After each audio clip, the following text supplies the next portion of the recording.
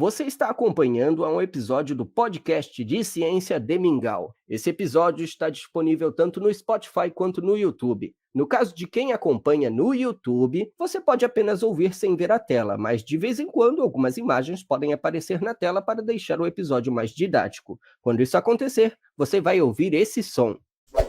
Ao ouvir esse som, você pode olhar para a tela nesse momento, sendo o barulho um aviso. Mas você, obviamente, também é livre para nunca olhar a tela, assim como você é livre para olhar a tela durante o episódio inteiro, se quiser.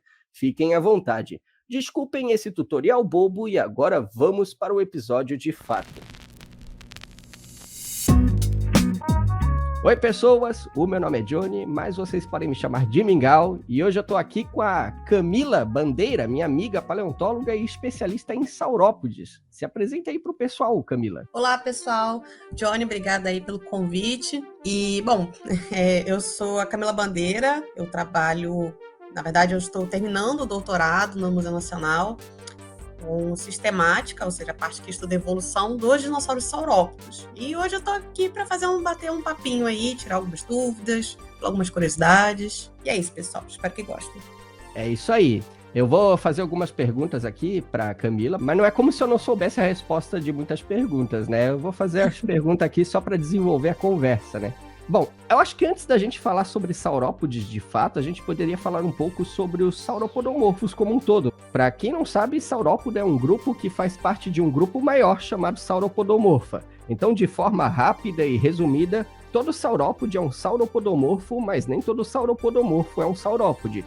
Os sauropodomorfos não começaram como grandes animais quadrúpedes e pescoçudos, que é como as pessoas lembram dos saurópodes. A origem dos sauropodomorfos era de animais menores, bípedes e que caçavam outros animais, como o Buriolestes. O Buriolestes é um dos sauropodomorfos, bem como um dos dinossauros mais antigos que a gente conhece. E ele predava invertebrados e pequenos vertebrados, né?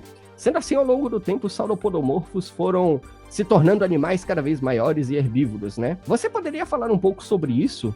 Como foi a evolução desses animais? Temos fósseis com características que mostram como foi a evolução desses animais, de um animal pequeno e bípede para um animal grande, pescoçudo e quadrúpede, como é o caso dos saurópodes? Legal, essa é uma ótima pergunta, porque, assim, felizmente a gente tem um bom registro fóssil de vários sauropodomorfos, né? Em geral, a gente divide em pelo menos 2 grandes grupos, sauropodomorfos basais, que são justamente esses que são de tamanho menor, quase sempre bípedes ou quadrúpedes facultativos, ou seja, que eles ficavam em alguns momentos só quadrúpedes, que é o caso do Saturnália, o próprio Buriolestes, entre outros também. E a gente já tem os que a gente chama de sauropodomorfos mais avançados, que são os saurópoda propriamente dito. É claro que existem vários clados no meio do caminho aí, tudo que a gente chamava antigamente de prosaurópoda, como é o caso do Plateosaurus, o Tecodontosaurus, né, que aparecia bastante ali naquelas revistas de dinossauros. Deixa eu tentar lembrar mais algumas. Eu acho que o Plateosaurus e o Tecodontosaurus são os mais clássicos, porque eles já têm um corpo... o próprio Naissaurus também, daqui, né, do Brasil, eles já são animais, assim, maiores em tamanho, né, são animais com 4 até 6 metros de comprimento, então são, pensando ali para o Triássico, né, já são animais bem grandes, apesar de já estar caminhando para o final do Triássico, né? Mas já são animais considerados bem grandes. São animais que alguns estudos biomecânicos sugerem que eles seriam bípedes facultativos, ou seja, eles só ficariam em posição, né, bípede em alguns momentos, como é o caso do Plateosaurus. Já outros sugerem que não, que eles conseguiriam alternar muito bem, tanto serem quadrúpedes quanto bípedes. Eles têm o pescoço alongado, mas não é, e a cauda também, mas não são tão grandes quanto os táxons que vão substituí-los depois. O crânio é pequeno, mas ainda tem uma carinha assim, meio de dinossauro basal. Então, acho que todos esses táxons, assim, desse finalzinho aí do Triássico, poderiam ser considerados formas intermediárias, né? O Massospondylus também, enfim, todos esses anquissauros, todos esses que eram considerados prosaurópoda, né? Uhum. Mas quase sempre eles estão jogados mais para um plano corporal básico, né? Mais ligado, por exemplo, assim, animais pelo menos temporariamente bípedes e os que já são essencialmente quadrúpedes, né? E, felizmente, o registro dessa transição, né, essa mudança aí de animais bípedes para animais completamente quadrúpedes é muito bem documentado. Aqui no Brasil, inclusive, nós temos excelentes fósseis dessa transição. Um deles é justamente o Buriolestes, né, que foi considerado até um sauropodomorfo faunívoro, como eles dizem no artigo, que se alimentaria, né, de diversos tipos de organismos, de pequenos invertebrados, vertebrados também, né, de pequeno porte. Já temos alguns outros sauropodomorfos um pouco mais com cara, né, propriamente dita de sauropodomorfo mesmo, que é o caso do Inaissaurus, do Macrocolo. Já tem aquele pescoço bem mais alongado, crânio menor, um corpo bem mais volumoso. E tudo isso só a gente chegando só no Triássico, né? Aqui no caso do Brasil, temos uma fauna muito rica dessa linhagem, né, dessa radiação inicial de sauropodomorfos. O Elraptor, né, que era tradicionalmente um terópode, hoje em dia a gente sabe que ele provavelmente, né, com quase toda certeza, ele é um sauropodomorfo, né? E tem uma cara de terópode ele, né? Provavelmente os sauropodomorfos mais basais, né, os mais primitivos, entre aspas, eles eram assim, né, com essa aparência aí. O Eoraptor, ele é até um táxon bem interessante, né, uma espécie bem interessante, porque ele tem características de praticamente todos os grupos. Né? Ele tem uma análise osteológica dele, uma revisão anatômica. Alguns autores sugerem que ele tem características como os ornitísticos, outras com os terópodas e outras com sauropodomorfos. Acho que já tem mais ou menos uns 15 anos que ele está sendo recuperado como dentro de sauropodomorfo, então ele dentro do clado, né, sauropodomorfo. Então, é quase um consenso que ele está bem estabelecido ali, apesar dele ter justamente essas características bem um mosaico, né? Ele tem uma série de características morfológicas em mosaico ainda.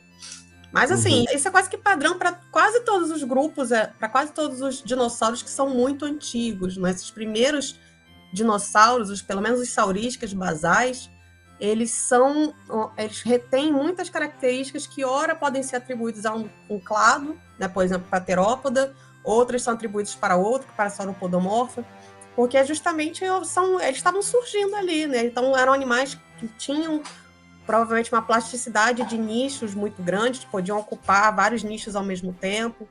Não eram os predadores de ápice, quase sempre eram onívoros, então, né, tem que lembrar que os dinossauros começaram ali muito nas sombras, ali, quietinho na deles.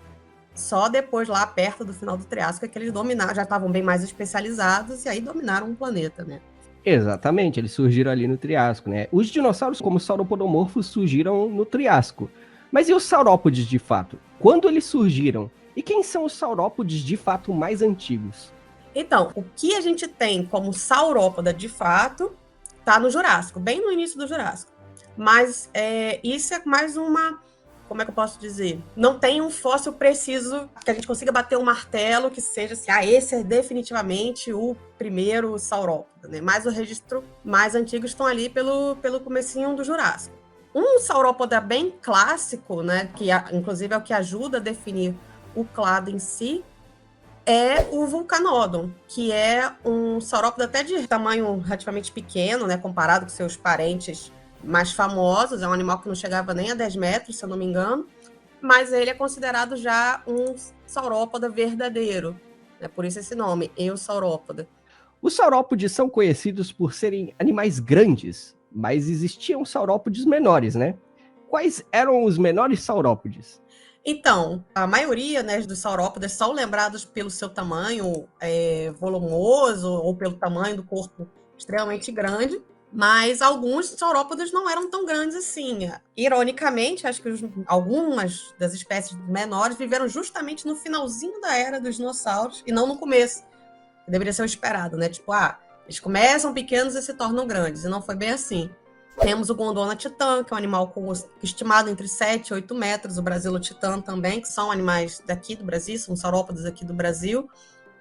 Temos também o Europasaurus, que já viveu um pouco antes e que também está estimado em 6 metros de comprimento, 6 a 7 metros. Mais o menor, né, saurópodes de fato, agora eu vou ter que roubar um pouquinho, porque eu não lembro como é que fala o nome dele, peraí, um minutinho. Sem problema, sem problema. Eu nunca lembro. Achei, Ondenosaurus. O Ondenosaurus, que tem 4 metros de comprimento. Bom, eu sei que é difícil de responder isso, mas qual é a explicação evolutiva para isso ter acontecido, para eles reduzirem de tamanho? Assim, uma das hipóteses, né, que na verdade até ajudaria a explicar a queda de diversidade do grupo, é a irradiação dos ornitísticos, do que são considerados ornitísticos avançados, né, que são casos dos hadrossaurídeos, dos ceratopsídeos, entre outros. Então, a maioria, né, dos paleontólogos tentam fazer essa correlação, inclusive porque onde quase sempre prosperam muitos grupos, muitos clados de ornitísticos, quase não se tem mais a presença de saurópoda. Então, talvez tenha sido alguma questão de competição aí, né, que tenha ajudado a reduzir o tamanho. Uma outra questão, principalmente para esses que já estavam ali no finalzinho do Cretáceo, seriam as mudanças ambientais que o planeta já estava sofrendo antes da queda do meteoro. Então, animais menores poderiam estar melhor adaptados a essa escassez de recursos em alguns lugares. Estavam havendo, por exemplo, aqui no interior do Brasil, né, existiam regiões muito áridas. Então, manter animais de grande porte, né, em termos de você conseguir manter um papel ecológico fixo para uma determinada população, fica mais complicado. Você ia depender de muito mais matéria vegetal, né, água e etc. Então, podem ter sido esses dois motivos também, né? Tanto uma questão do planeta já está mudando, né? As questões climáticas já estarem mudando em si, e não conseguirem suportar animais tão grandes, e outras pode ter sido motivação pela diversificação dos ornitísticos. Interessante. Mas, de todo modo, no finalzinho do Cretáceo ainda tinha saurópodes bem grandes, né? Nem todos ficaram menores secundariamente, né? Não, assim... Na verdade, no finalzinho do Cretáceo, a gente só tem um grupo, né? Que são os titanossauros. E ali, no finalzinho, a gente ainda tem animais, assim, até 26, 27 metros, que é o caso ali do Dreadnoughtus, ou o próprio Uberaba Titã, o Ostropoceido, né? Só citando alguns casos aqui da América do Sul. Mas, se eu me lembro bem, isso... não, e tem um Alamosaurus. Eu ia falar que era um fenômeno só da América do Sul, mas eu lembrei que tem o Alamosaurus lá nos Estados Unidos, né, na América do Norte, e tem indivíduos grandes lá também, assim. Sim. Se o Alamosaurus, né, trazendo uma treta aí, se o Alamosaurus for realmente a única espécie da América do Norte. Mas, até agora, ninguém levantou essa bola por lá. Ih, treta! Conta mais aí essa treta pra nós. Eu preciso uma treta. Assim, eu não sei porque eu precisaria, né, analisar, mas... Sabe, é aquela questão de uma quase guerra fria, sabe? De todo mundo olhar, desconfiar, mas ninguém levanta a bola. Uhum. Porque em todos os outros lugares do mundo você tem uma diversidade de titanossauros, assim, ainda que ela seja até baixa, de ter poucos gêneros, né, poucas espécies, você tem ali, né, mas você tem pelo menos mais de um gênero nas suas determinadas formações, né, nas formações geológicas. E aí só a América do Norte que vai ter uma espécie só, um gênero só, que está em todo lugar, sabe? Tem uma distribuição muito ampla na América do Norte, tem uma determinada variação aí morfológica entre os espécimes, mas aí, né, precisamos de um pesquisador americano ou, né, alguém que vá para lá ver esses materiais e bater o martelo ou não. Pode ser realmente um animal, um gênero específico que apresente uma variação morfológica um pouco maior do que as demais, né? Sobre os saurópodes gigantes, qual é o maior saurópode, ou os maiores saurópodes, né? E o que levou eles a serem tão grandes evolutivamente falando, né? Eu acho que até a segunda pergunta é até mais difícil, né? Então vou começar pela mais fácil. Os maiores, né, até o momento, são... Dois deles são titanossauros, né, que é o Argentinosaurus e o Patagotitã, que são estimados aí em até 40 metros de comprimento. E eles não seriam só os maiores, como os mais massivos também. Tem cálculo aí estimando, por exemplo, o Argentinosaurus de pesar quase 80 toneladas. Então, assim, não sei o quanto que isso seria válido, mas mesmo que não fosse tudo isso, ainda assim é um animal muito massivo, né? Muito pesado, no termo aí mais popular.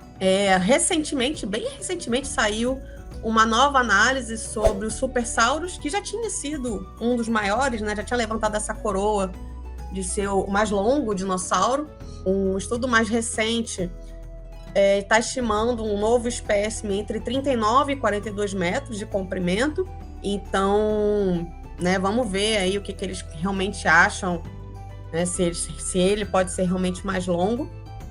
E eu acho que em termos de altura também, né, porque a gente geralmente pensa em maiores e mais longos, tem o Sauroposeidon, que é estimado em 18 metros, um pouco mais de 18 metros de altura, entre 18 e 19 metros. E existe também o Barosaurus, que está estimado também entre 19 a 22 metros de altura, né? Então, mas aí o Barosaurus, no caso, eu acho que é um pouco roubado, porque ele só teria essa altura toda se botasse o pescoço naquela posição mais esticada, né? Mais em forma de quase aquele em S, né? Que a gente vê nos brinquedinhos de plástico, que a gente não sabe ainda se essa seria a posição anatômica correta para esses animais, né? Uhum. E o que levou eles a ter o tamanho grande aí? Então, essa questão do tamanho grande, ela é uma pergunta que não tem uma resposta específica, né? Eu acho que ninguém sabe, na verdade. Talvez nunca saberemos. Mas existem alguns fatores que podem ter contribuído, né? O primeiro é que, como os sauropodomorfos, né? Antes lá de saurópoda, a gente já era um grupo que apresentava uma tendência a ter grandes tamanhos desde lá do Triássico, né? Lembrando, por exemplo, lá o Plateosaurus, no Triássico, ele era um dos maiores herbívoros do seu tempo. Era um animal com até 6 metros de comprimento. Então, pensando nos outros dinossauros que conviviam com ele, eles eram gigantes. E aí, nós temos também outro sauropodomorfo basal, que é a Ingentia prima, né? Que está estimado em 10 metros de comprimento e 9 toneladas. É um animal bem grande também, já na transição do Triássico para o Jurássico, né? Então, assim, a gente já tem uma linhagem que já tinha uma tendência evolutiva, digamos assim, a alcançar grandes tamanhos. Um outro recurso que pode ter facilitado o tamanho deles, né, é a questão do ambiente, do clima do planeta. Né? Você tem, por exemplo, passando os períodos, né, quando você tem uma transição do Triássico para o Jurássico, o planeta se torna muito mais úmido. Você tem um grande crescimento de florestas de forma global. Você tem florestas úmidas ali com muita vegetação, uma vegetação riquíssima.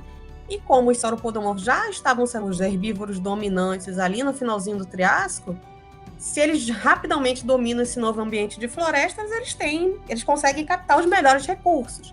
Né? Eles vão ter melhor acesso às fontes de água, vão ter mais acesso a fontes de comida, e isso vai, né, acabar atuando, selecionando aqueles que vão se tornarem cada vez maiores.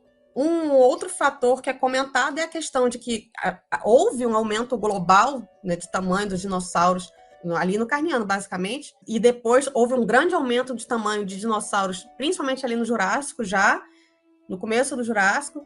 Então, você tem tanto terópodes como de ornitiscos também, um tamanho bem maior do que as suas formas mais primitivas ali do Triássico. E isso pode ter acontecido também com os saurópodes, né? Até como uma forma de defesa. E aí já puxa o gancho para que eles ficaram muito grandes para poder se defender dos predadores. E o último ponto é provavelmente uma questão fisiológica, né? Os sauropodomorfos, para as pessoas que não sabem, eles tinham uma extensão pulmonar que é chamada de saco aéreo. Até recentemente o pessoal do Colecionadores de Ossos fez um vídeo sobre, né, um estudo que eles publicaram, e já né, um consenso de que esses animais tinham esses sacos aéreos, que se estendiam praticamente da base ali do pescoço até quase a cauda em algumas espécies. E assim, se você tem uma eficiência respiratória melhor, né, imagina você ter uma superfície dessa, né, uma superfície pulmonar desse tamanho, se você fosse esticar cada um dos sacos aéreos, seria algo gigantesco. Então, se você tem uma capacidade respiratória melhor, você também tem um metabolismo um pouco melhor, né? Mais acelerado, você consegue crescer mais rápido, você consegue se movimentar mais rápido, com mais eficiência. Então, isso pode também ter ajudado o gigantismo desses animais. Os sacos aéreos, eles também ajudam na questão da termorregulação, né? O que é necessário se tu é um animal grande, né? Animais grandes, sim, eles tendem a sofrer com esse negócio de calor, né? Sim, sim. Não, se a gente está sofrendo com esse calor, imagina nós com míseros menos de 2 metros de altura, imagina um animal 10 vezes maior.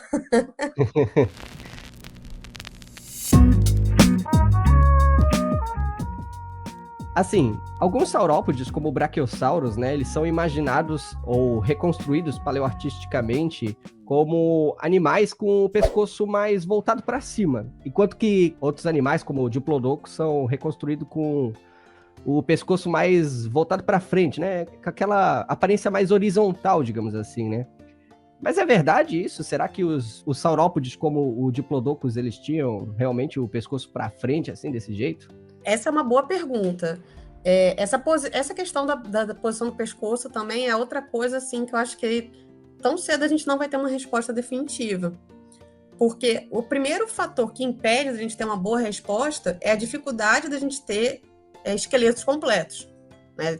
Todos os dinossauros sofrem disso no geral, mas a gente sabe que para os sauropodomorfos, no geral, isso é pior, por causa justamente da questão do tamanho. Como eles se tornaram animais muito grandes, a maioria das espécies é incompleta. Algumas são ridiculamente incompletas, assim, existem espécies que são conhecidas por um único osso.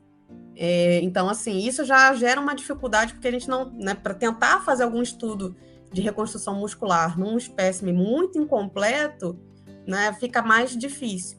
Mas uma outra questão também é o fato de a gente não ter nenhum indivíduo com algum tipo de musculatura preservado. Tudo que a gente faz, né, de reconstrução nesses casos, nesses estudos biomecânicos, é por inferência de cicatrizes musculares que algumas vezes estão preservadas em algumas espécies. Então, dá para fazer uma tentativa de reconstrução de onde poderia ir um tendão, uma determinada musculatura, e também, claro, muita anatomia comparada com animais viventes. Mas, assim, pelo que a gente tem de anatomia dos diplodocoides, em geral, né, na verdade, dos diplodocídeos, que são onde está um grupo, onde está um diplodocus, o apatossauros, o que a gente tem de anatomia deles indica que a posição ótima seria justamente esse pescoço um pouco mais horizontal. Não totalmente horizontal, mas um pouco mais horizontalizado. Agora, o Brachiosaurus, não, ele já teria essa posição um pouco mais girafão, né? Meio girafa, digamos assim, com o pescoço mais vertical mesmo, até por causa da anatomia dele, né? Se você for comparar, tirando o pescoço, né?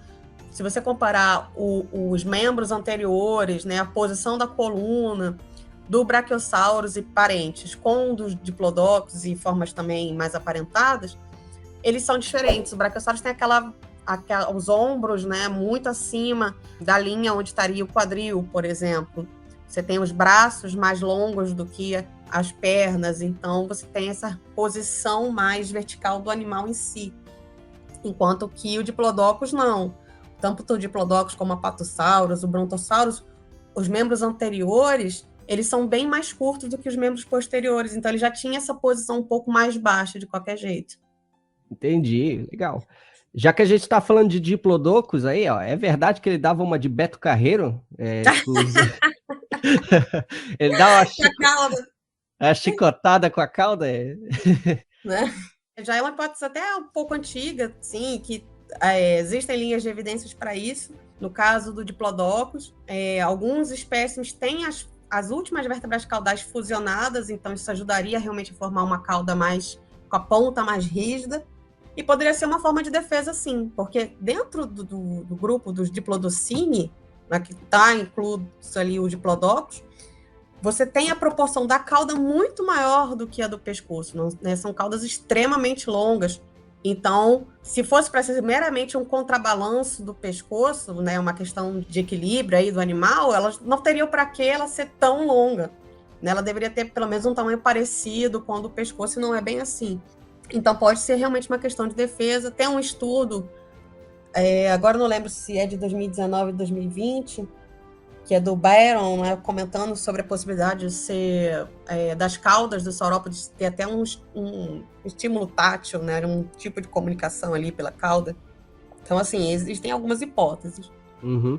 Existem saurópodes com grandes espios no pescoço e outros com uma clava na ponta da cauda. Para que serviam essas estruturas e quais os saurópodes mais diferentes que a gente conhece?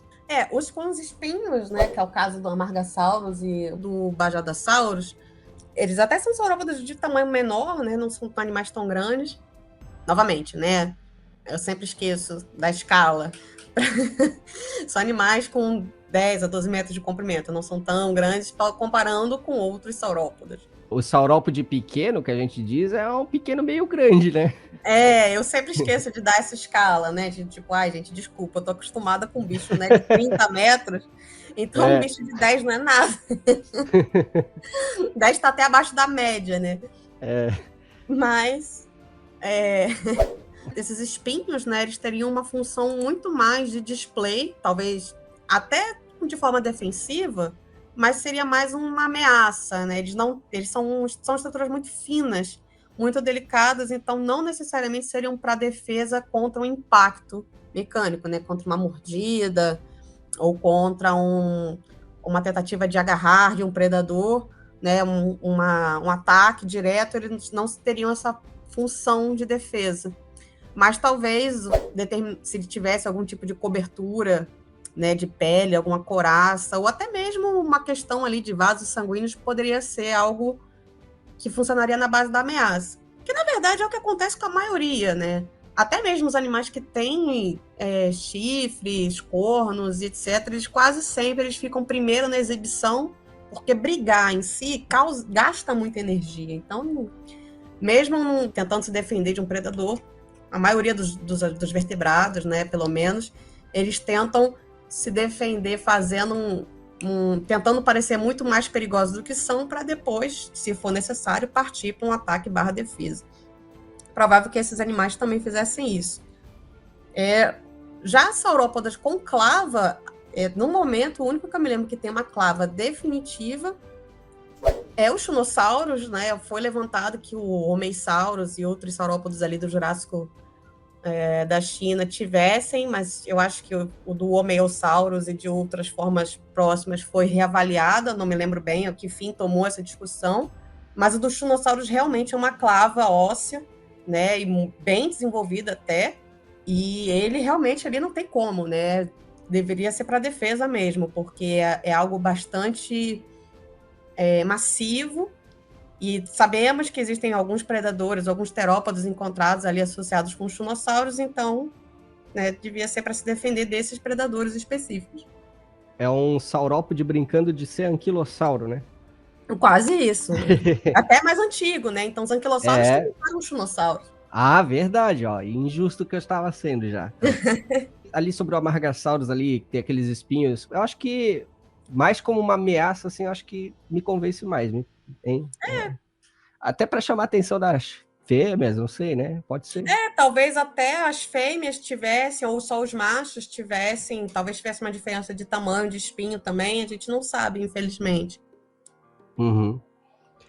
Bom, agora a pergunta que eu gostaria muito de fazer, eu particularmente gosto de pensar nisso, alguns saurópodes, como o Bonitasaura, tinham um tipo de, entre aspas, guilhotina na lateral da boca, por assim dizer, né? Assim como é o caso do Brasilotitã. Para que serviam essas estruturas? E acrescento a essa pergunta ainda, saurópodes tinham bico? Conta essa história aí pra gente.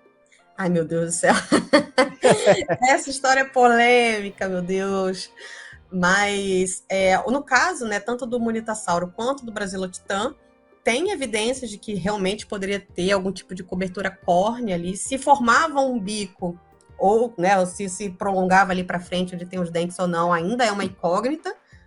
Mas há evidência de que, pelo menos nessa região, que a gente chama de pós-dentígera, né, seria coberta por algum tipo de ranfoteca, né? E é especulado que seria uma adaptação para para consumo de diferentes materiais vegetais, né? Então, por exemplo, enquanto que os dentes da frente estariam mais ocupados em cortar, né, folhas mais macias, de repente essa parte mais posterior cortariam os galhos, né? Ou poderiam cortar alguma folha mais rígida. Poderia ser um complemento alimentar aquele animal, né? Agora, essa questão do bico, ela já é um pouco complicada, porque geralmente a maior parte dessa discussão surge por causa de determinadas ranhuras, né, de determinadas marcas que tem nos dentes de alguns saurópodes. É o caso do Europasaurus, já foi visto no Camarasaurus. Eles têm alguns tipos de forames ali que poderiam também estar sendo ali na mandíbula, né, na mandíbula e na maxila, ou seja, ali na região da boca, né, que estariam indicando ali também uma presença de uma ranfoteca.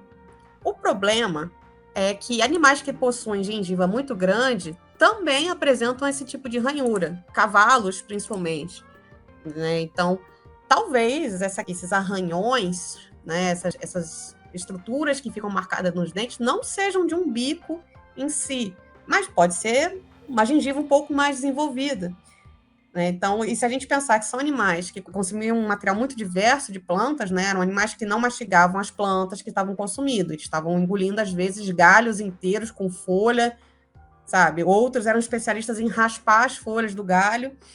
Então, a gengiva acaba cumprindo um papel ali importante de proteção para os dentes. Mas, assim, isso tem que ser analisado tanto histologicamente no futuro, quanto com alguma outra ferramenta, né? Uma microtomografia, não sei, alguma outra ferramenta tecnológica que já existe e eu não faço ideia, mas que pode ajudar nisso. E comparar com animais viventes, né? No caso, por exemplo, com mamíferos que tenham gengiva bem desenvolvida. Infelizmente, hoje, a gente não tem animais que apresentem bicos e dentes ao mesmo tempo, né? No passado, a gente tinha algumas aves, né? Mas hoje em dia fica mais difícil porque não tem nenhum animal que apresente bico e dente ao mesmo tempo. Então, ficaria mais difícil fazer essa análise com amostras recentes.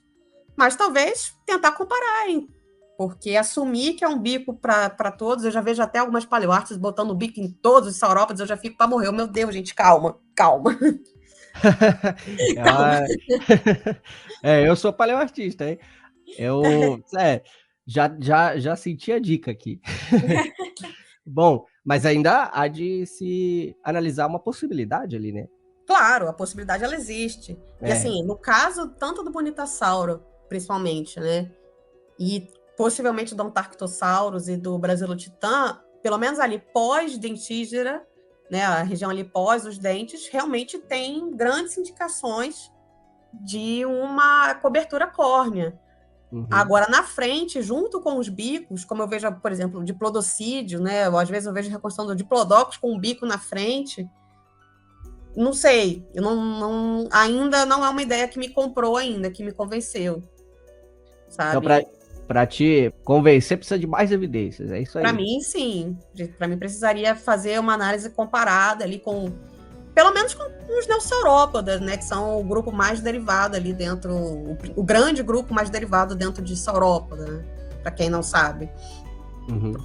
Onde estão justamente o Brachiosaurus, o Camarasaurus, os Titanossauros em si, o Diplodocus, enfim. É um grande grupo que abriga os mais legais, digamos assim. Classicamente, os saurópodes eram imaginados como animais que tinham a narina no alto da cabeça, porém isso mudou.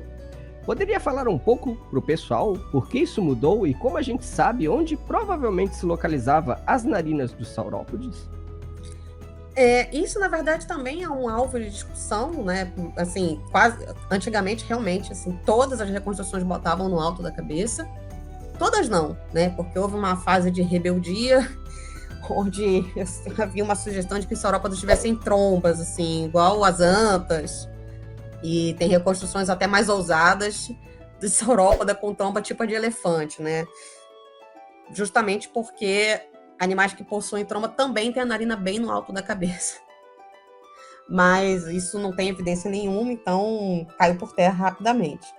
Essa questão da narina ser no alto, alguns paleortistas ainda reconstroem, porque não tem muita evidência de tecido muito carnoso ali, realmente, que jogaria a narina para a parte mais anterior do crânio, mais ali próximo aos dentes, por exemplo, na frente ali da cabeça.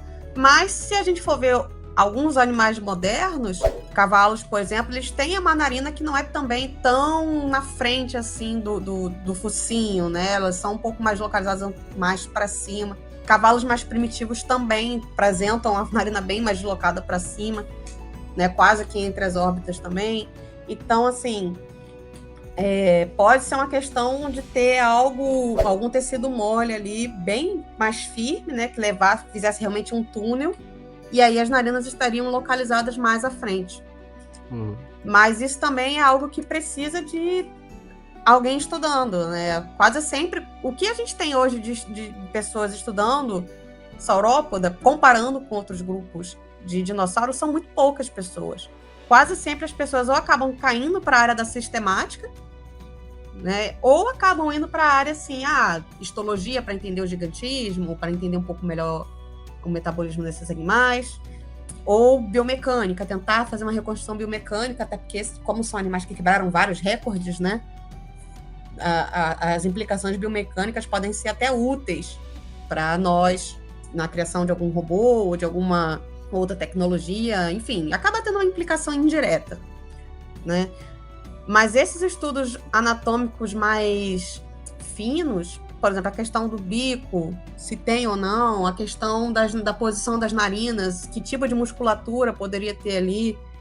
Uma outra hipótese que foi esquecida ali no churrasco, que é a dos lábios do saurópoda, que poderia ser um contraponto aí dos bicos, né? Uma hipótese levantada pelo paleontólogo Bob Barker ali nos anos 90.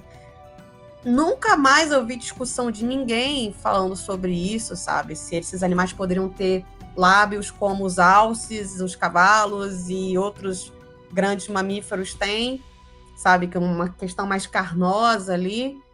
Não como os lábios de primatas, né? Mas algo realmente carnoso protegendo ali os dentes a princípio, que ajudaria a ter uma capacidade prênsil, de certa forma, né? Camelídeos também tem, enfim. Não vejo discussão sobre. E ficam aí várias perguntas sem resposta, né? Essa suposta tromba aí, eu acho que é uma história muito engraçada isso aí, né, cara? Essa tromba é terrível, cara. Mas assim, entre tromba e bico, eu fico com bico. Não, entre tromba e bico, eu também sou time bico, sabe? Nunca critiquei, nunca falei mal. Pelo amor de Deus. É engraçado isso da tromba aí. Aí no final, essa é a correta, né? A gente falando aqui, não, de lábios, e gengiva, e bico, e soropa de lá, tudo com tromba gigantesca, assim, orelha. Imagina, desgraça. Quero só ver se encontra uma tromba preservada aí. Eu nego, não. Eu jogo fora, mentira.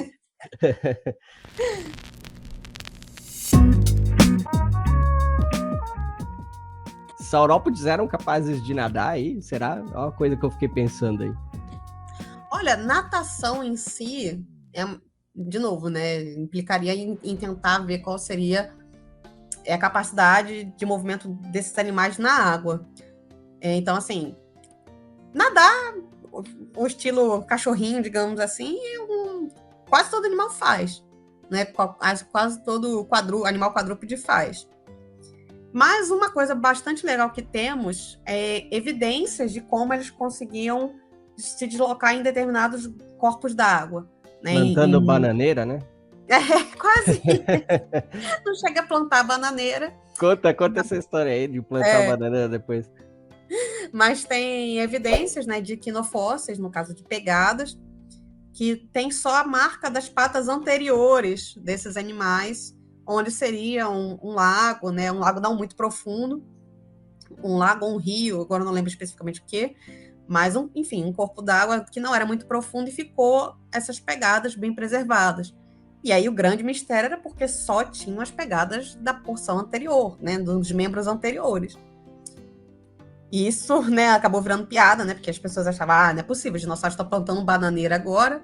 E não, né, seria porque as patas traseiras ali, como estão próximas da região onde tem os intestinos dos animais, e provavelmente aquela região devia ter bastante gases, né, porque são animais que consumiam muita comida, então estavam sempre ali. Bom, herbívoros no geral têm muitos gases.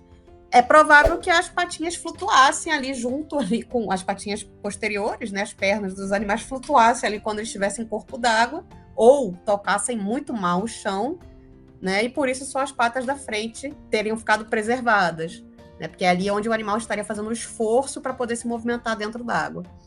Ou eles estavam plantando bananeira mesmo, e a gente não sabe, né? A gente está aqui inventando uma conjectura para parecer intelectual e não, eles estavam lá só brincando de plantar bananeira. Aqui no Rio a gente fala de brincar de estrelinha, né? Enfim. Aí, ó. Quando a gente pensa nos saurópodes com aqueles grandes pescoços, parece intuitivo que eles se alimentavam de vegetação alta, mas é possível que saurópodes se alimentavam de vegetação baixa, vegetação rasteira? Sim, inclusive, não só se alimentavam de vegetação rasteira, como às vezes engoliam seixos juntos com essas vegetações, né? Alguns saurópodes deviam comer plantas inteiras, arbustos ou plantas rasteiras inteiras, arrancando, né, pedregulhos, como o pessoal fala, junto. E em alguns casos eles até ingeriam essas rochas, né, esses seixos, para ajudar a digestão. E é levantado que alguns saurópodes que teriam o pescoço proporcionalmente mais curto, como é o caso dos dicreussaurídeos, por exemplo, que é o caso do Amargasaurus, do Bajadasaurus, seriam animais que se alimentariam mais especificamente de vegetação rasteira por causa desse pescoço mais curto. Eles não conseguiriam alcançar vegetação muito alta. Alguns outros já seriam mais generalistas, né? Se alimentariam tanto de vegetação mais alta, né, do topo das árvores, quanto também de vegetação baixa. Teriam um range de alimentação muito mais amplo. Interessante isso aí. Existem saurópodes, existe saurópode com evidência de gastrólito, né? O que são gastrólitos? Para que servia isso? Então, os gastrólitos são justamente seixos, né? Esses pedregulhos aí, geólogos que estiverem me ouvindo me perdoem, mas, né, para ajudar a popularizar, seriam essas pedrinhas que esses saurópodes engoliriam, como as aves fazem, as aves modernas fazem hoje em dia também. Crocodilo também. Crocodilos também, para ajudar a digestão, né? Como comentei anteriormente, os saurópodes eles não mastigavam a comida, eles engoliam, né, esse material vegetal praticamente só raspando dos galhos, ou às vezes, né, engolindo com galho, com tudo para dentro. Então, a digestão, né, acabava sendo mais lenta e esses gastrólitos eles ajudavam a macerar, né, a triturar a comida no estômago em si, né, desses animais, e por isso, né, eles iam consumindo e conseguindo tirar a energia que eles precisam desse alimento. Os gastrólitos, no caso de crocodilianos, seria mais um peso para se locomover dentro da água? Isso, eles têm dupla função, né? Eles têm tanto a questão de digestão, porque muitas vezes crocodilianos engolem ossos ou conchas, então ajudaria a triturar, apesar de que o estômago de crocodilianos é bastante ácido, né? Mas ainda assim ajudaria a processar mais rápido o alimento e também ajudaria nessa questão da flutuação, né? Mas no caso dos saurópodes é só assim, né? Até onde eu sei, seria mais para a questão de alimentação mesmo. Vai ver aquele saurópode plantando bananeira não engoliu pedrinhas o suficiente. Pois é. Tava precisando engolir umas pedrinhas aí. É possível que saurópodes andassem em grupos ou será que eles eram gigantes solitários? Tadinho dos saurópodes. Assim, não existe evidência de grandes grupos, né? Se eu não me engano, é estimado grupos de até 5 a 10 indivíduos, assim, não existem evidências de grandes hordas, né, de saurópodes, como temos, por exemplo, hoje em dia, de outros vertebrados, tipo gnus, né, com zebras, com centenas de indivíduos num grupo, não existe evidência disso. Mais pela questão de evidência iquinológica mesmo do que de preservação, porque às vezes você tem preservação de dezenas de indivíduos num sítio, né, num afloramento, mas isso não necessariamente indica que eles estavam vivendo juntos, né? Pode ser um caso de preservação ali de décadas, que foi vários cadáveres morrendo ao longo dos anos ali e ficaram preservados juntos, né?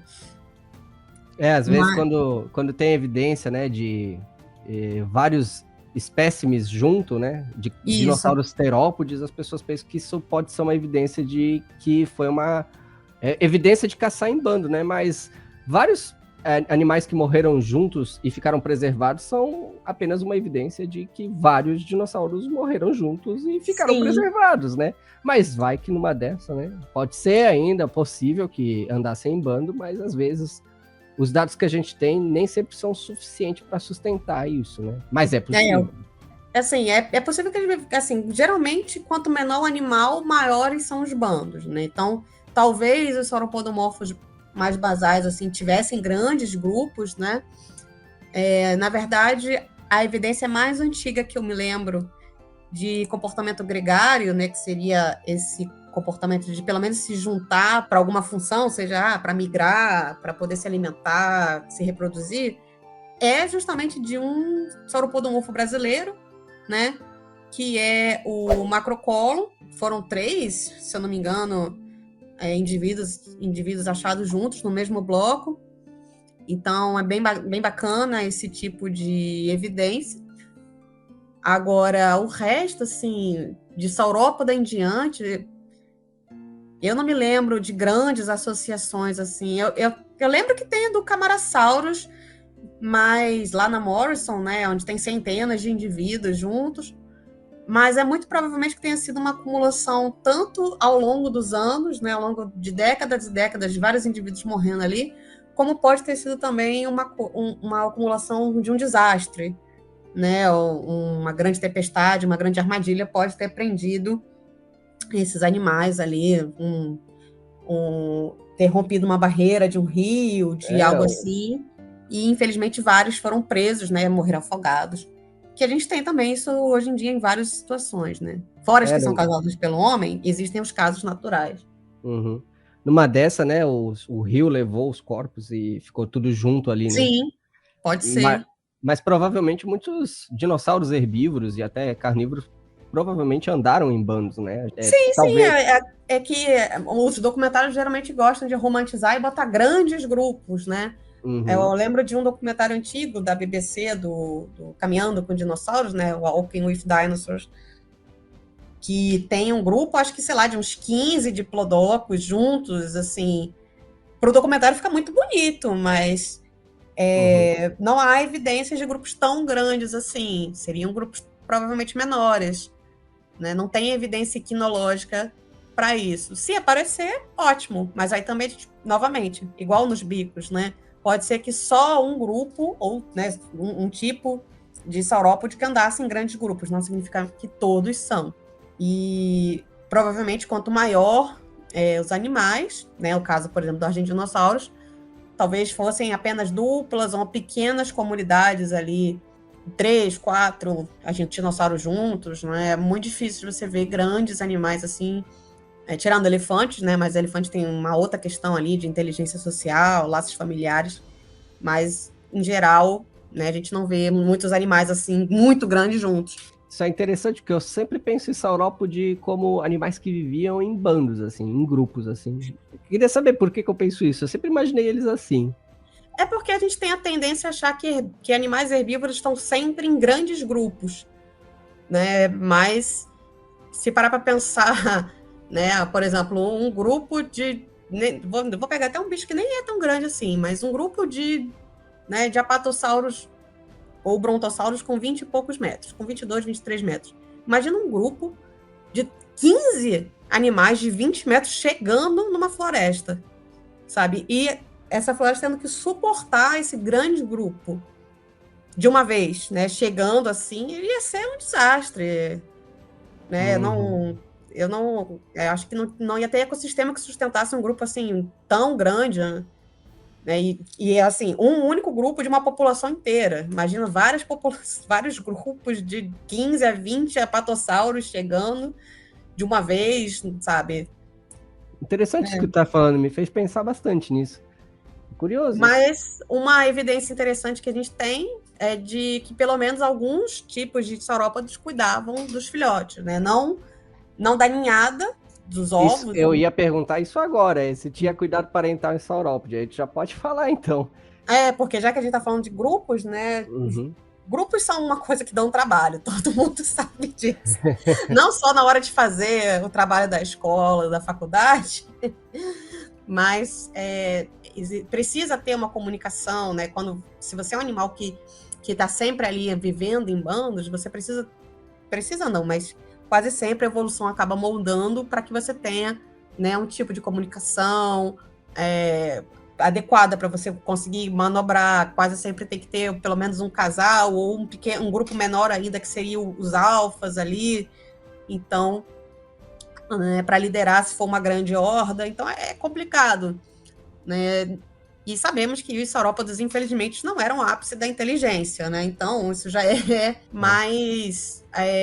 a gente sabe que pelo tamanho do crânio, a proporção do corpo, né, eles eram animais, bom, enfim, normais, né? Assim, essa questão de inteligência também é muito uma coisa muito particular, né? Assim, os répteis no geral, né, as aves também no geral, não são consideradas muito inteligentes e dão um banho aí em muitos humanos, mas...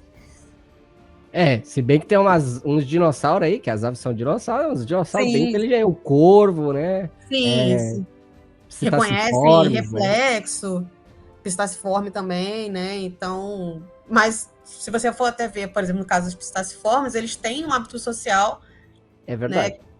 Eles fazem pequenas comunidades ali familiares, ainda que eles se desassociem, né? Tipo, você tem um casal ali para o resto da vida que cuidam dos filhotes até determinada idade, depois eles se separam, né? Os filhotes vão embora e o casal, agora eu não lembro se eles voltam a se juntar só na época de procriação, ou se é para a vida, assim, se eles ficam o tempo todo juntos, né?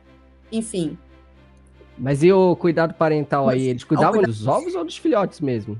Então, os ovos em si, tem uma discussão de que talvez realmente não houvesse cuidado parental dos ovos, né? Porque os ninhos quase sempre são encontrados em grandes ninharais sem evidência de adultos, né? Para os saurópodes derivados, né?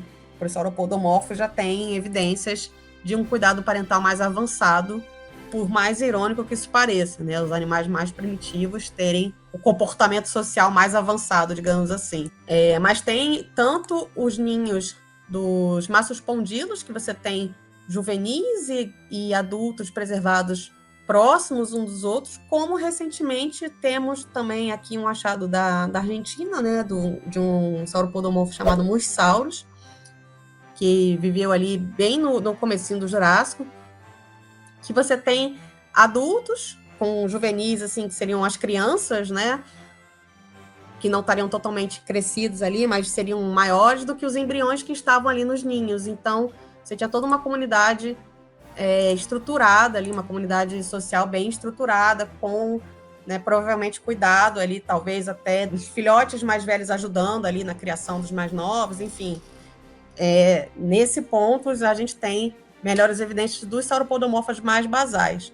Mas, assim, já nos que a gente chama de saurópoda derivado, a gente não tem grandes evidências de cuidado parental. O que a gente tem são, muitas vezes, nidificações em massa, né? Como acontece, por exemplo, com as tartarugas, né? Várias fêmeas nidificam de uma vez, deixam os filhotes ali. Tem um certo número grande de ovos. Se eu não me engano, o ninho que tinha mais ovos tinha cerca de 30 ovos, no caso dali da Argentina, né? De Alcamauevo. Tem alguns outros ninhos ali espalhados pelo mundo, mas são poucos também, tem pouco registro. E quase sempre, assim, você não tem evidência, por exemplo, de uma vegetação por cima, ou você não tem uma evidência ali de algum adulto próximo, ou de formas de diferentes idades, de diferentes estágios embrionários encontrados na mesma região. Ou podiam estar realmente cuidando, do tipo, como alguns lagartos fazem, né, os varanídeos, que não cuidam de ficar naquele zelo como as aves fazem, mas a fêmea está sempre próxima ali do ninho, né? Não cobrindo com matéria vegetal, etc., mas está ali próxima. Se algum predador tentar atacar, ela vai com tudo. Aí, a partir do momento que os filhotes eclodem, ela abandona os filhotes, né? Pode ser esse caso, mas o que a gente tem, infelizmente, então, assim, os bebês saurópodes aparentemente estavam à sua própria sorte, né? Assim que nasciam. Mas a gente tem alguns casos de pegadas de juvenis de saurópoda cercadas por pegadas de adultos, né? Então, talvez quando eles atingissem um determinado tamanho, quando atingissem determinada idade, eles já estavam aptos a integrar o grupo, né? Esse grupo pequeno, mas ainda assim já estariam ali prontos para seguir as prováveis zonas de imigração, né? Rotas de imigração. Então, a partir daí, teria um certo cuidado parental, que, novamente, não é como nas aves, mas é como em qualquer outro grupo de grandes vertebrados, né? O filhote entra, né? Quando ele chega, né, incorpora, faz parte ali da horda ali, ele entra e fica ali agindo como um mini adulto, praticamente. Né? E os adultos até tentam manter o filhote ali protegido, né? Tipo, tentam evitar que ele seja predado, mas caso haja um primeiro ataque, né, é tchau. Tem evidência de algum saurópode que foi caçado, comido por algum dinossauro carnívoro, um terópode? Evidência direta, assim, que eu tô lembrando, agora eu não lembro quais. Tem evidência, sim, tem alguns, eu não lembro se é o Apatosaurus ou se é o Diplodocus, que alguns espécimes têm marcas de mordida nos membros, né, principalmente no membro posterior, ali no osso da coxa, que é o fêmur. Tem marcas de ranhuras de dente, né, então como se eles tivessem, atribuem ao Allosaurus, né, que o Allosaurus teria raspado ali um pedaço de carne. Recentemente saiu uma epífise de uma ponta, né, de um osso longo. Infelizmente ele está bem deteriorado, não dá para saber qual osso longo é, né? Mas assim, é um osso provavelmente da parte de trás ali da perna também. E daqui do Brasil, tá? Dali da região perto ali da cidade de Presidente Prudente, desse material brasileiro que tem marca de mordida. Não dá para saber se é um crocodilomorfo ou de um terópoda, porque tem marcas de dentes, assim, até bem profundas no osso, mas se for de um terópodo, pelo menos de uma belissaurídeo, né? Infelizmente, não dá para ver a marca de dente que tem, apesar de ser profunda, ela não tem muitas evidências, assim, de algum tipo de serrilha, alguma coisa assim, que dê para bater se é um crocodilomorfo ou de um dinossauro, mas, né, mais uma evidência aí de um animal predado. Falando de sauropodomorfo no geral, pelo menos eu conheço os sarassauros, né? Que tem possíveis marcas de mordidas que podem ser de Dilophosaurus, né? Ah, sim, verdade. Tem assim, se eu for procurar agora, assim, pela memória, se eu parar para tentar anotar, eu vou lembrar de mais alguns casos. Mas tem até uma que eu acho mais legal, né, que é a de uns equinofósseis que tem ali na América do Norte, que são as pegadas de um saurópoda, né, ali já no Cretáceo, e de um terópoda, e dá para ver certinho, assim, né, você acompanhar como é que foi o movimento desses dois, porque o saurópoda estava vindo numa direção, né, ó, as pegadas param, assim, mudam um pouco a direção, como se ele estivesse olhando, assim, tipo, como se ele tivesse visualizado o predador. O terópoda também estava vindo numa direção, ele começa a aumentar a velocidade para perseguir o saurópoda, as pegadas chegam a ficar lado a lado, assim, bem próximas um do outro. A pegada do terópoda some e depois reaparece. Então é interpretado que ele foi, né? Deve ter tentado morder, ou de repente até arrancou um pedaço de carne ali do saurópoda e talvez tenha prosseguido, né, o seu caminho, ou então desistiu, ou realmente pode ter abatido o dinossauro. Nossa, isso é muito legal. Dá para ver todo esse... É um dos raros achados, né, realmente de uma perseguição ali de um predador, de um terópodo com um saurópodo em si. Estão associando ao Paluxysaurus, ali do Texas, essa trilha de pegadas, que eu conheço, é a única trilha de pegada de predação, assim, para dinossauro, que é uma predação ativa. O terópode que fez essa trilha pode ser qual será?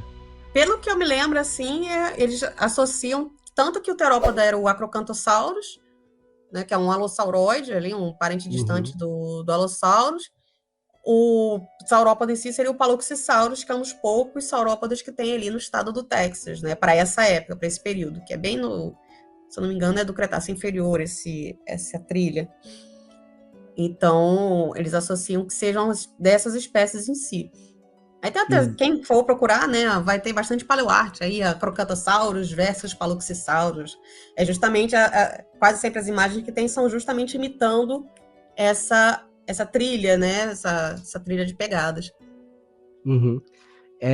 Mas assim, às vezes a gente pensa assim, o predador, não sei o quê.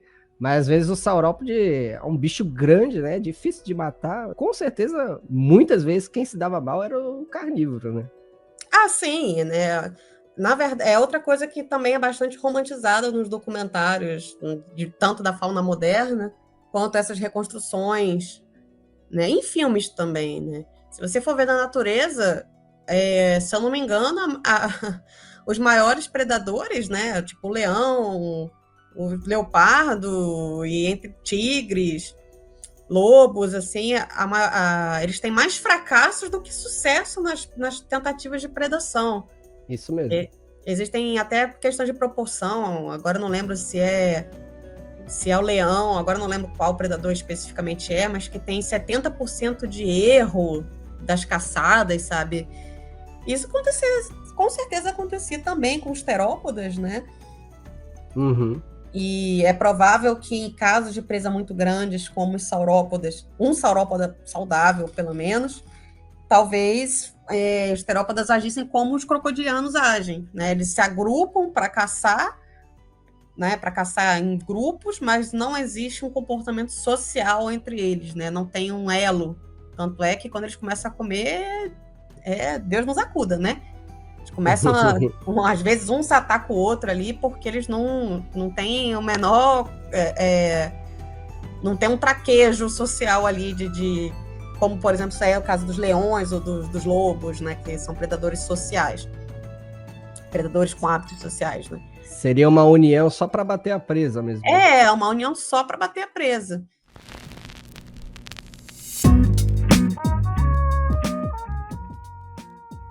Mas então é isso. Acho que a gente tirou um papo legal aí desses animais aí, né? Saurópodes são demais, eles são os menosprezados, coitados. O pessoal só pensa neles como grandes e bobos, mas tem muita coisa aí que eles podem nos mostrar. Isso, são uns bichão legal pra caramba. Imagina tu vê um bicho desse lá, um mesozoico, um gigante assim, nossa, deve ser magnífico. Fico pensando, Sim. né? Nossa, acho que ver um animal desses que são realmente grandes, assim, que não estavam brincando em questão de crescer, ver um desses ao vivo, acho que ia ser um misto de sensações, cara. Ia ser uma admiração com um medo, assim... nossa. Colossal, sabe? Tipo, porque se tu vê um elefante, uma girafa, você já fica meio assim, tipo, caraca, que bicho grande. Porra, imagina ver um bicho que chegava a 40 metros de comprimento, cara. Tu não cabe nem... Mal não chega nem a metade do braço, da altura do membro anterior do bicho, sabe? Assustador. Uhum. Imagina. Mas eu acho que eu sacrificava, sei lá, o resto da minha vida. Tipo assim, você troca os 50 anos que você tem aí restante para viver para 5 minutos no Cretáceo, ver um desses. Eu acho que eu troco, cara. Eu sou desses. Eu acho que eu trocava, pode contar comigo. Pra Satanás, se tiver me ouvindo, ó, a troca de... Eu vendo a minha alma, hein? Pode vender minha alma, sim. Se eu puder ver um pouquinho aí do Cretáceo ali, se eu puder ver alguns saurópodes se comportando, agindo, assim, uns terópodes ali, ornitíferos também, tipo, toda aquela fauna lá do Cretáceo. Se o capiroto estiver ouvindo o meu podcast aqui, eu já pode contar comigo. Eu vendo a minha alma, hein? Tô assinando. É isso aí. Mas é isso, pessoal. A gente vai ficando por aqui. Eu gostei muito da conversa aqui, Camila. Muito obrigado por ter participado. Nada, eu adorei. Dá um tchau aí pro pessoal, que a gente vai encerrando por aqui. Então, obrigada aí todo mundo que ouviu, todo mundo que tá... Depois não esqueçam de compartilhar, né? É isso aí. E é isso, cara. Muito obrigada aí novamente pelo convite. Foi um prazer estar aqui falando sobre o grupo que eu mais gosto. Então, para mim, tranquilo. Poderia ficar umas 5 horas aqui de podcast. Quer falar mais? Se quiser agora não, porque eu preciso jantar, mas... Pois é. Se quiser falar mais, a gente conversa. Mas qualquer coisa a gente faz Não, mas aí qualquer coisa a gente pode fazer um 2.0, sabe? Fazer... Pois é. Eu até te falei, né, há um tempo, eu queria fazer um que era como se fosse um mini curso, né? Pegar sauropodomorfo basal, aí falar quem são os sauropodomorfos basais, dar exemplos, mostrar características e tal. E aí avançando. A gente vai fazendo, deixa esse como curiosidades, assim, no geral, e se o pessoal gostar, eu vou diversificando mais, né? Deixa aí como promessa pro pessoal aí que tá ouvindo o episódio, que tá acompanhando o episódio, né? E quem sabe, né? Uma dessa aí, a gente faz aí um Saurópodes com Camila. Um 2.0 aí, né? Tipo... Parte 2. Resurrections aí, aproveitando os filmes que estão ressuscitando aí Faz um Saurópodes Reload, faz um Saurópodes Resurrect. É isso aí. Mas é isso. Agora sim, agora a gente vai ficando por aqui. Tchau, Falou, pessoal. gente. Falou! Tchau, tchau.